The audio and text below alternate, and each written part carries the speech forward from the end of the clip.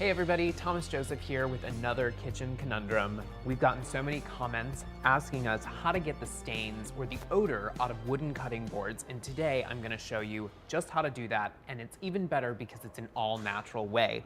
Now, let's just start off with a general rule of thumb. If you are going to cut things like parsley or any herbs, or if you're going to cut onion or garlic, and of course, meat, always try to use a plastic cutting board because you can really use soap on this. You can put it into the dishwasher. It doesn't stain as much as a wooden cutting board. But if this does happen to you, I'm going to show you the easiest way to clean it, and that is with a lemon and some salt. So what you want to do is cut a nice juicy lemon in half and sprinkle the affected area with a little bit of coarse salt. You want to use something like a kosher salt here, something that has a nice size to it, which is going to act as an abrasive, which will kind of help to get out any stains or particulates that are in your board. So now a squeeze of lemon juice over the top, and then use the lemon here and kind of scrub the wooden board, working the salt into the wood.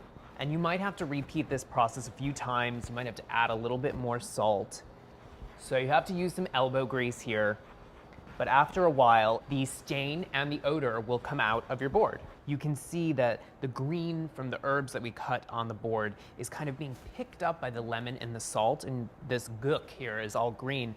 And I think this is pretty good. And now the next step would be to give it a wash. So now into a sink, hot water, and a soft sponge. A good dry with a clean terry cloth towel. And now you want to let this completely dry upright. This is very important for board maintenance, standing upright so that air circulation can get around the entire board.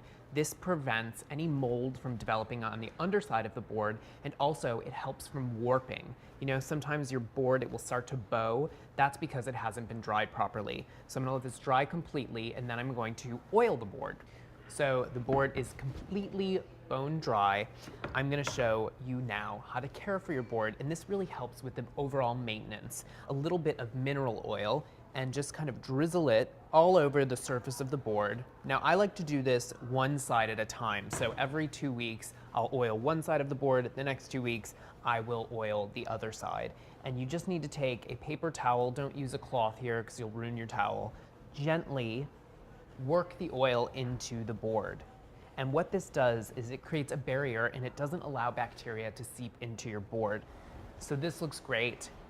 And now you just need to let the mineral oil seep into the board, dry up a bit, and you're ready to store it nice and flat so it doesn't curl up on the sides. And there you have it, the simple tricks for maintaining boards, and these boards will last you for years and years to come.